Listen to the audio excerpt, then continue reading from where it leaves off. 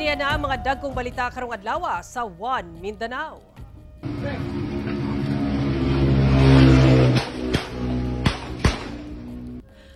Tulo ka mga gituuhang carnapper. Patay human nakig pinusilay matud pa sa mga pulis atol sa hot pursuit operation sa Midsayap, Cotabato. Campaign posters nga gikabit sa dili designated common poster areas gipang tanggal atol sa pagsugod sa local campaign period. Supporters ni kanhi Pangulong Rodrigo Duterte nagmanyanita sa ilang balay sa Davao City kini sa pagsaulog sa iyang 80th birthday karong adlaw.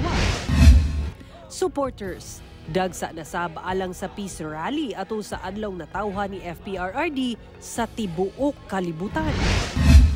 Kapin piso kada litro nga usbaw sa presyo sa mga produktong petrolyo, posibleng ipatuman sunod semana. Ito ang GMA Regional TV One Mindanao. Mayong hapon Mindanao, ako si Sara Hilomen Velasco. Sa unang adlaw sa kampanya sa local candidates alang sa 2025 national and local elections, gipahigayon sab sa COMELEC ang synchronized nationwide grand baklas operation. Dindaghang mga illegal campaign poster ang gipangtanggal. Atong sayro ng detalye niini sa live report ni Argil Relator. Argil. Saradungan sa pagpangampanya sa local candidates sugod karong adlaw, gipangtangtang sab sa COMELEC ang mga campaign posters nga wala nakabutang sa mga designated common poster areas. Dungan nga nagpahigayon ang COMELEC og Operation Baklas sa tulo ka distrito sa Davao City, kauban ang DPWH, PNP ug BFP. Kini ato sa pagsugod sa campaign period alang sa local candidates karong adlaw nga mulungtad hangtod sa Mayo 10. Sa 1st District, gilibot ang Matina Crossing, Ecoland, Quimpo Boulevard ug Quezon Boulevard. Usa-usay pangtanggal ang mga poster nga wala sa designated common poster areas. Sagad ipangkabit sa mga poste sa kuryente ug punuan sa kahoy. Pag-abot sa COMELEC office, tataw ang kadaghan sa mga campaign poster. Sa mga kural nga walay pagtugot sa mga tag-iyak. Kasi nakita namo dito napagay nakabutang post Nobel. Sa Cotabato City, miabot sa duha ka dump truck ang gipangtanggal nga campaign posters nga gipaskil sa dili designated common poster areas gikan sa 37 ka mga barangay sa maong syudad. Apan sumala sa COMELEC Cotabato City, ubos ang ihap sa mga natanggal nga illegally posted campaign materials tungod kay nagpahigayon na sila daan og briefing sa barangay. Kauban ang law enforcement agencies nga abisuhan ang mga kandidato nga tanggalon ang posters nga misupak sa pulisya sa COMELEC. Dugang sab sa COMELEC nga pwede mag-file og complaint ang mga kandidato kung ugaling ginadaot o illegal sab nga ginatanggal ang ilang mga campaign poster nga anaa sa designated common poster area. Libuan ka tarpaulins, kahoy ug uban pang campaign materials sa mga lokal nga kandidato sa Cagayan de Oro City ang dala sa mga personahe sa COMELEC 2nd District sa Cagayan de Oro City. Uban ang mga personahe sa PNP ug DPWH human ang ilang gihimong oplan baklas. Sagad sa ilang nakumpiskang campaign materials, gipamutang sa dili designated common poster area. Gabuhaton na to ni kay na may mga illegal gyud nga mga election paraphernalias, mga tarpaulin sa candidates nga naa sa mga kahoy, nasa highway, nasa mga poste, electric post nang ibitay. So dili man na yung mga common poster areas, dapat dito ra sila sa ato common poster areas. Sa 1st District sa Cagayan de Oro City, pinaspasay sab ang pagbaklas sa illegal campaign material. Nagsugod na sab ang COMELEC sa pagmonitor sa mga posibleng illegal nga himuon sa mga magpapili. Sa Misamis Occidental, nagsugod na sab sa pagbaklas og campaign materials nga anaa gipanghimuta sa mga lugar nga wala gitugot sa COMELEC. Sara dugang pahimangno sa COMELEC nga sundon gayod ang mga polisiya og regulasyon atol sa election period sanglit ang mga kalapasan makonsidera gayod nga election offense. Sara. Okay, daghang salamat Argil Relator.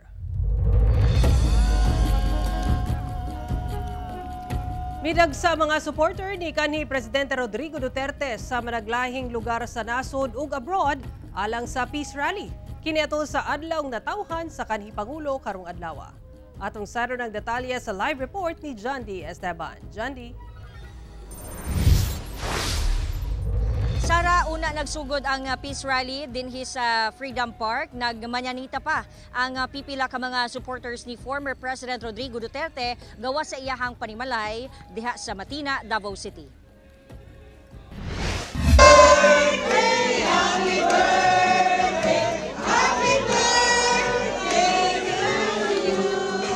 Nagmanyanita ang mga taga-suporta ni kanhi Presidente Rodrigo Duterte gawas sa iyahang balay sa Matina, Davao City kaganihang kadlawon aron sugaton ang iyang adlaw na tawhan. Tungod tua ang kanhi Pangulo sa The Hague, Netherlands, human giaresto sa ICC, nagbutang na lang sila og standee gawas sa balay sa kanhi Pangulo. Doon na pa sila'y dalang birthday cake. Happy birthday! Happy birthday! Samtang sayo pa sa buntag, nipwesto na sa Freedom Park si Nanay Jenny, bisan hapon pa magsugod ang programa o peace rally alang sa adlaw na tawhan ni former President Duterte. Sayo jud ko, ka-excited po ko sa celebration ni Tatay Digong Duterte. First time in the history nga kanina hitabo kan Tatay Digong. Sayo sab na abot sa venue ang uban. Sumala nila, misalmot sila aron ipakita ang suporta ala kang FPRRD. Parayon ang ilang parawagan nga ibalik sa nasod ang kanhi Pangulo. Ipaglaban nato ang atong pagkakulong ni Duterte, Tatay Digong sa ICC. O unta, mahuman na unta ning problema, ma'am, na makagawas na unta sa ICC ug tagaan sa gataas na kinabuhi sa iyang happy birthday, ma'am. Birthday wish nga maayo iyang panglawas bisan layo siya sa ato karon. Unta sa kanunay magauban sa iya ang Ginoo. Unta makuha gid niya ang insakto nga hustisya. Sa General Santos City, giagi sa Unity Bike Ride ang manyanita sa ika-80th birthday ni FPRRD nga nagsugod sa sa buntag kaganiha. Gisalmutan kini sa usa ka bikers community sa Jensan nga mga supporters sa kanhi Pangulo. Nagsugod ang ilahang ruta sa Plaza General, padulong Macar Road ug pabalik sa Plaza General.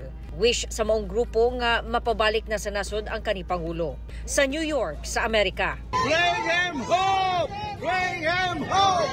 Bring him home! Gisalmutan sab sa mga Filipino ang peace rally sa Times Square. Sana makauwi na siya sa Pilipinas. Yun po ang ating dasal.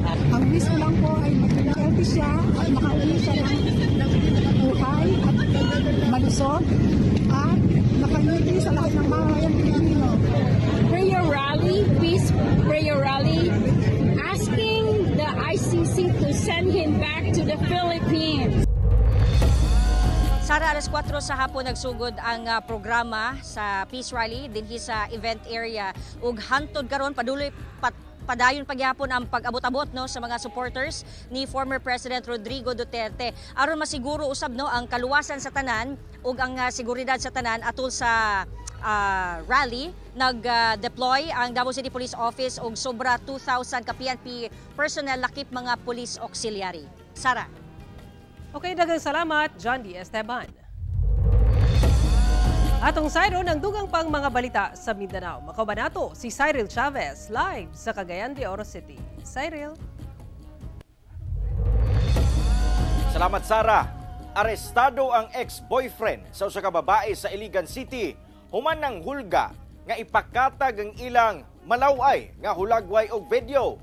Samtang lalaki sa Bukidnon arestado sab human ng hulga sa usa ka babaeng minor de edad nga ipakatag sab ang mga hubo nga hulagway niini.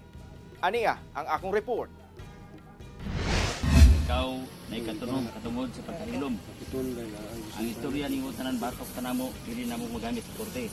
Gidakop sa mga personahe sa Regional Anti-Cybercrime Unit 10 ang usa ka 30 anyos nga lalaki sa Iligan City human nga gireklamo sa iyang ex-girlfriend. Matod sa Rako 10 nga gireklamo ang sospek sa iyang kanhi uyab nga nanghulga kini nga iyang ipakatag ang ilang mga malaway nga video sa internet o galing dili kini makikita kaniya. Gani una pa ang meet up, ipang-upload na matod pa sa sospek ang mga hubo nga hulagway sa biktima sa social media isip pagpanghadlok. Umabot sila sa punto nga si girlfriend nagdumili na nga ipadayon nilang relasyon. Pero on the part si boyfriend wala siya makadawat, sumo kini gigamit niya nga panghulga. Ang sospek nakuhaan og ebidensya nga anaa sa iyang cellphone. Wala na ipahayag ang sospek nga makatubang og kasong paglapas sa RA 11930 o Anti-Online Sexual Abuse or Exploitation of Children and Anti-Child Sexual Abuse or Exploitation Materials Act RA 10175 o Cybercrime Prevention Act o RA 9995 o Anti-Photo and Video Voyeurism Act. Sa Bukidnon, arestado sab ang usa ka 21 anyos nga lalaki human ng hulga sa usa ka minor de edad nga babaeng grade 7 student nga ipakalat ang mga malaway nga hulagway niini sa internet o galing dili makikita kaniya. Matod sa Rakuten, naliba sa sospek ang biktima ug nakuha niya ang mga hubo nga hulagway niini.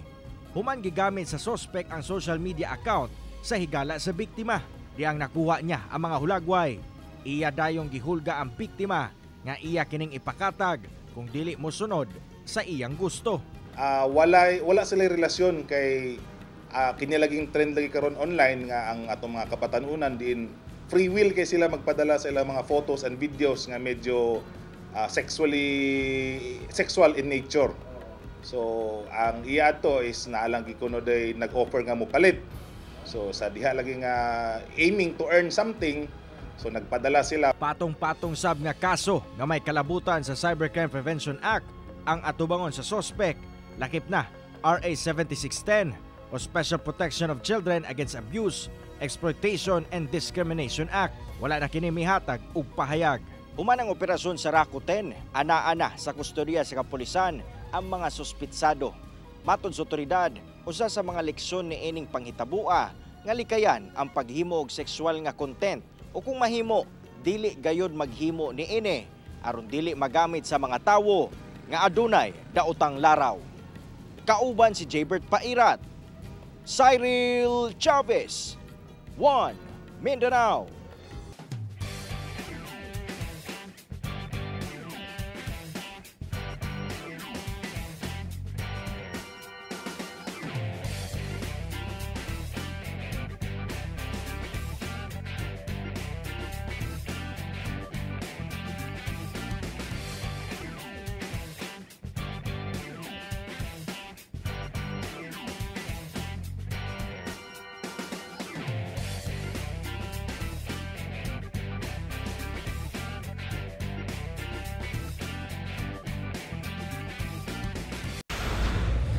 Ito ang GMA Regional TV 1 Mindanao.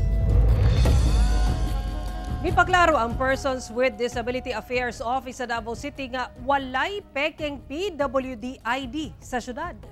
Ani report ni Argil Relator.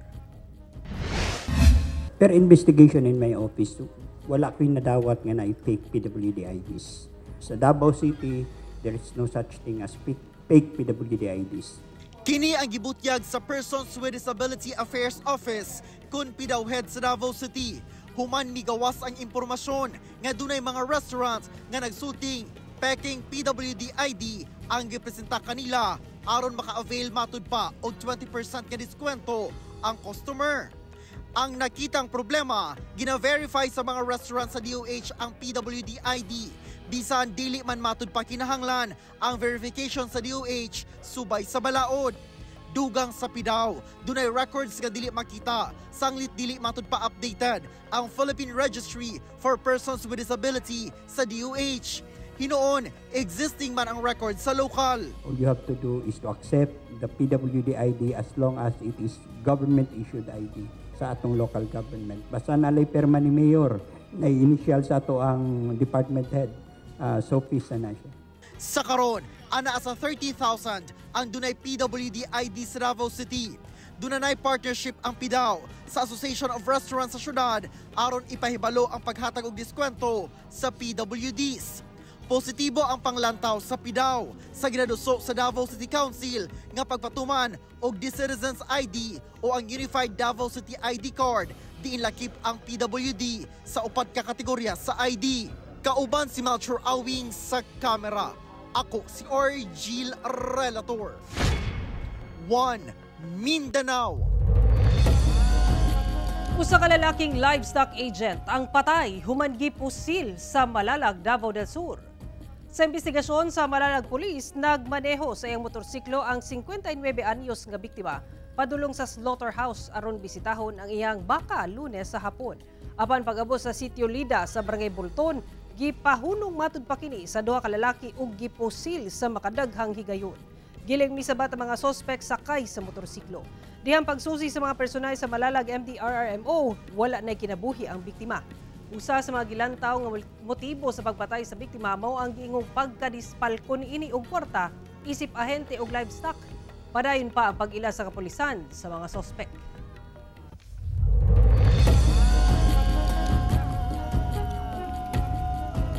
Patay ang tulo ka mga gituhuang motor napper human nakigpinusilay sa kapulisan atol sa hot pursuit operation sa Midsayap, Cotabato. Nakaalerto si Efren Mamak.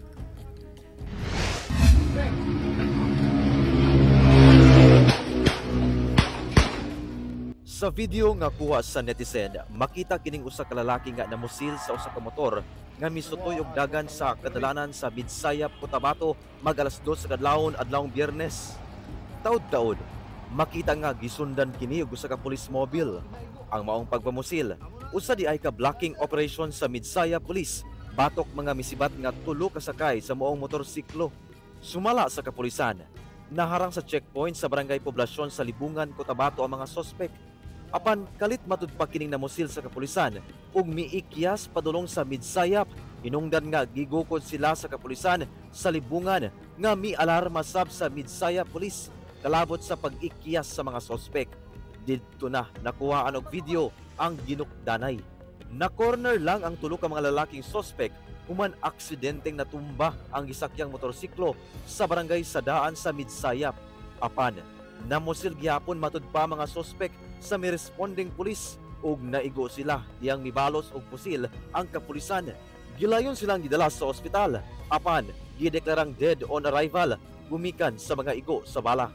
Mga sospek matud pa sila sa pagpangarnap og motor. Ay yes po, mayroon po hindi lang sa bayan ng Midsayap.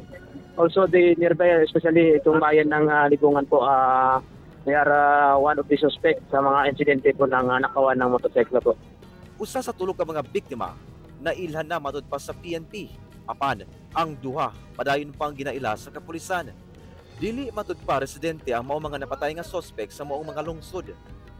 Ginasulayan pa sa GMA Regional TV 1 Mindanao nga makuha og pahayag ang kabanay sa mga napatay nga sospek. Kauban si Gary Balantay, Efren Mamak, 1 Mindanao. Kapin 15 million pesos nga kantidad sa smuggled nga sigarilyo ang nasabat sa kapulisan sa Sultanaga, Dimaporo sa Lanao del Norte. Pasado alas 6 sa gabi adlaw Miyerkules, nadawat sa kapulisan sa Sultanaga, Dimaporo nga dunay gitagong mga smuggled nga sigarilyo sa usa ka balay sa Barangay Piraca sa Sultanaga, Dimaporo sa Lanao del Norte. Sa gilusad nga operasyon sa kapulisan, uban ang Bureau of Customs Iligan City ug pipila ka mga barangay official sa lugar. Gibuksan sa kapulisan ang balay ug mitambad kanila ang kinarton nga mga gituhang gipalusot nga sigarilyo. 381 ka mga master case sa mga smuggled nga sigarilyo ang na-recover nga nagkantidad ug kapin 15 million pesos. Gikan matud pa sa Zamboanga del Sur ang mga kontrabando. Sa karon gi-turn over na sa Bureau of Customs ang mga sigarilyo. Padayon ang investigasyon sa Sultanaga, Dimaporo Police aron maila ang tag-iya sa balay. Usa ka habal-habal driver ang patay human gidunggab kini sa makadaghang higayon sa usa ka hilit nga lugar sa Upper Puerto sa Cagayan de Oro City. Nakaalerto si James Paulo Yap. Dead on the spot kining 39 anyos nga lalaking habal-habal driver human gidunggab sa makadaghang higayon sa wala pa mailang sospek sa Purok 8 Upper Puerto sa Cagayan de Oro City pasado alas 6 sa gabi adlawng Huwebes. Doon natin siya nakilala doon sa ID niya kasi nandun pa rin sa crime scene yung mga ID niya. So it's a mere murder talaga yung ginawa. Kasi multiple stab wounds din yung nakita sa katawan niya as per so-called. Nakita ang patayng lawas sa biktima.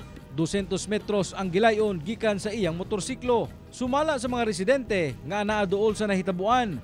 Wala sila kasikas nga nadungog, una pa man ang insidente, tungod ngit-ngit sab ang lugar. Kanang alas 6 ko rin, ingon ra nga mga igtabang, mawar sa nadunggan. Nahadlok ko ni sulod mi. Pasigas suga. Nagdunggab gid siya. Blanco pa ang kapulisan sa kung kinsa ang responsable sa krimen.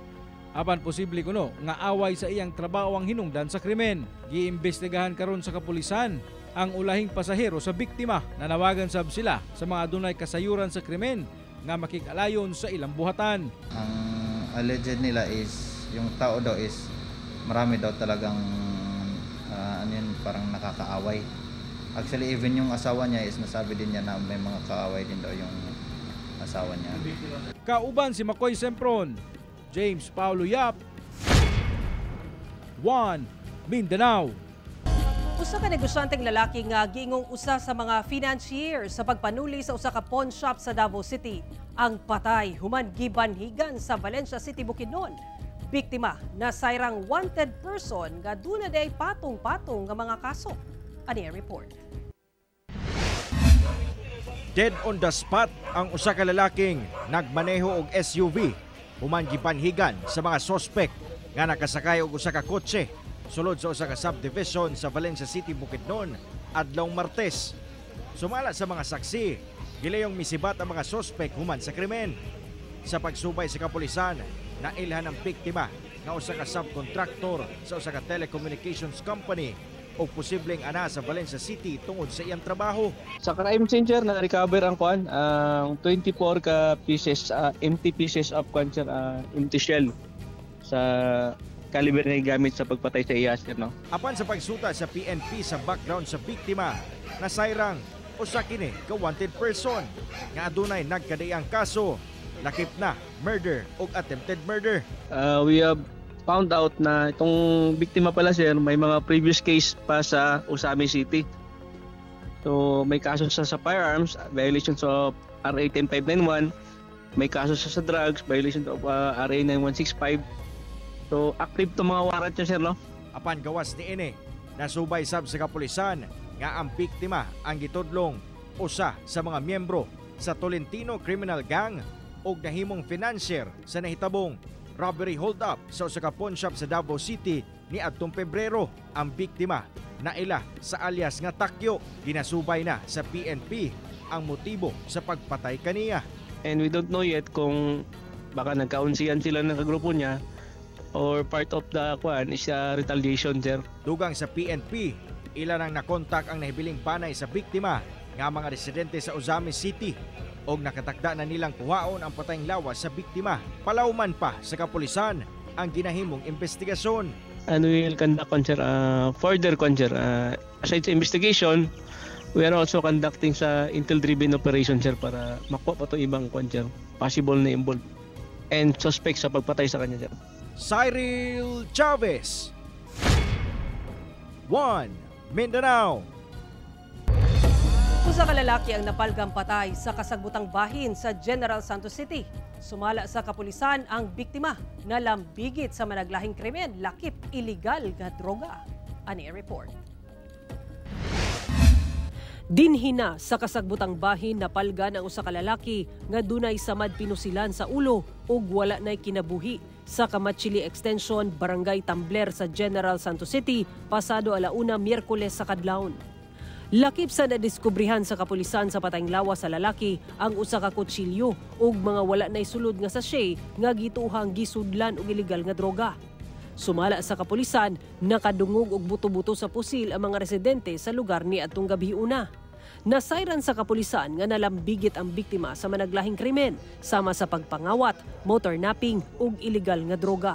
Sa ato ang nasubay, involved kini nga victim sa mga drugs, carnapping, sa mga motorcycle.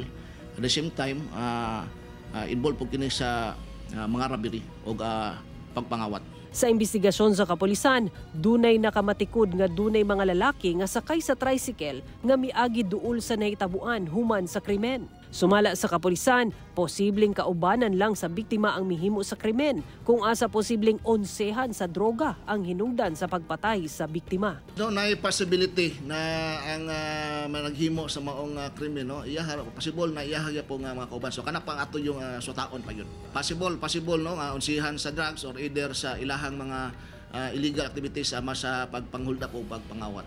Gidala na sa punerarya ang patayng lawas sa biktima ug ginahulat na lang ang pamilya sa pag-asikaso niini.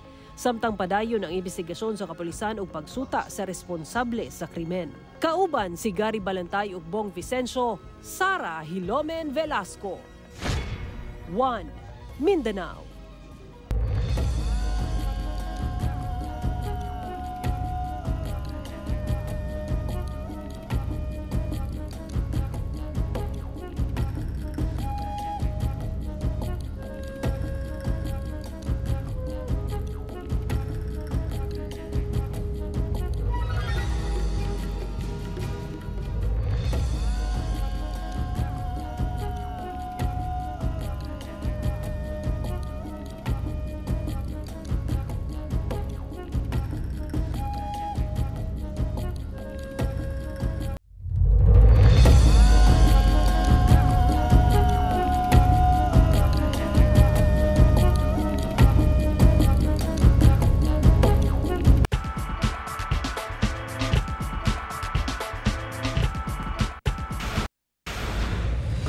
Ito ang GMA Regional TV 1 Mindanao. Nagpahinumdum ang Bureau of Internal Revenue sa taxpayers sa pag-file na sa 2024 Annual Income Tax Return o pagbayad dayon og saktong tax. Una pa man ang deadline sa April 15 karong tuiga. Ani report ni Argil Relator.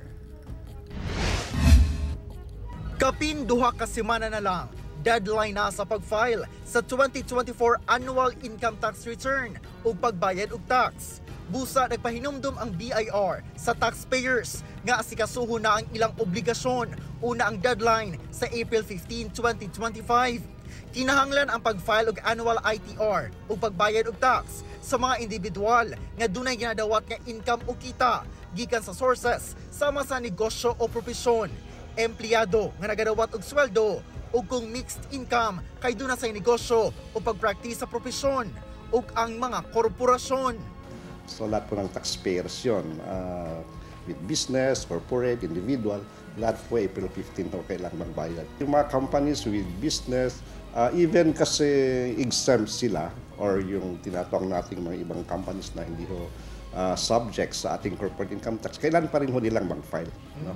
Ginawag ang taxpayers nga mag-file og electronic BIR forms o magbayad online pinaagi sa BIR website. Kung walay computer o internet access, dunay e-lounge ang district offices sa BIR kung asa mamahimong mag-file online. Mas maayong mag-file o magbayad una ang deadline aron dili makabayad og late payment surcharge, interest o penalty. Let us pay our taxes on time, the correct taxes of course. That is ang due natin ay April 15, 2025. Kauban si Mature Awing sa kamera. Ako si Argil Relator. 1 Mindanao. Alang sa atong mga kapusong Zamboangueño, get ready sa usa ka fun-filled nga hapon ugma March 29 kay makisadya ang cast sa GMA Prime nga Mga Batang Riles. It's gonna be an unforgettably fun experience. Kauban ang cast sa Mga Batang Riles nga sila si Miguel Tan Felix, Cocoy de Santos, Bruce Roland, Rahil Biria ug Anton Vinzon. Plus, more exciting surprises and prizes ang nag-atang sa atong Lucky Kapuso fans. Busa, Venea Iman Alegria na Kapuso Mo Show Mañana, March 29 sa alas 5 sa hapon sa KCC Convention Center sa KCC Mall de Zamboanga sa Zamboanga City. Manmirahan kita, mga kapuso! Laing usbaw na sab sa presyo sa mga produktong petrolyo ang gipaabot sunod semana. Sumala sa Oil Industry Management Bureau sa Department of Energy base sa 4-day trading. Posibleng anaa sa 85 centavos, kutob 1 peso and 35 centavos kada litro ang usbaw sa presyo sa gasolina. Samtang 75 centavos hangtod 1 peso and 25 centavos kada litro ang isaka sa presyo sa diesel. Og 95 centavos kutob 1 peso and 10 centavos matag litro ang isaka sab sa presyo sa kerosene. Kung madayon, kinina ikaduhang sa gunsong semana nga musaka ang presyo sa mga produktong petrolyo. Ang maong posibleng pagsaka sa presyo sa lana sunod semana gumikan sa sanksyon sa Estados Unidos sa nasud Iran. Padayong pag-atake sa mga nasud Russia ug Ukraine sa ilang nagkaniyang energy installations ug ang hulga sa Estados Unidos sa mga nasud nga nagapalit og krudo sa nasud Venezuela. Mamahimo pa kini mausab base sa resulta sa trading karong adlaw.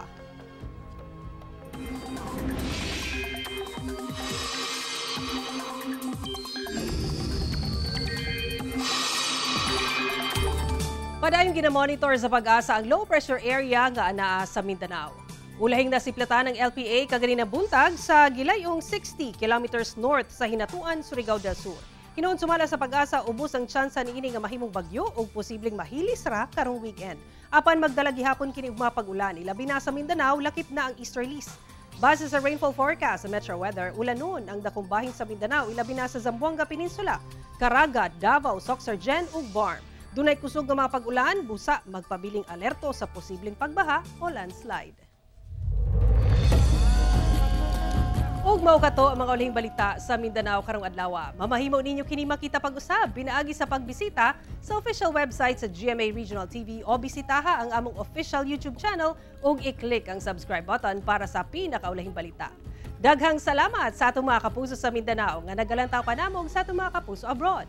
Padayon lang sa pagtutok sa mga lokal nga balita matag adlaw tungod sa GMA Regional TV. Local News Matters. Kami ang GMA Regional TV 1 Mindanao. Tibok persa para sa mas na komisyon ug mas halapad nga pagserbisyo sa nasod. Happy weekend mga kapuso ug mag-amping kita kanunay.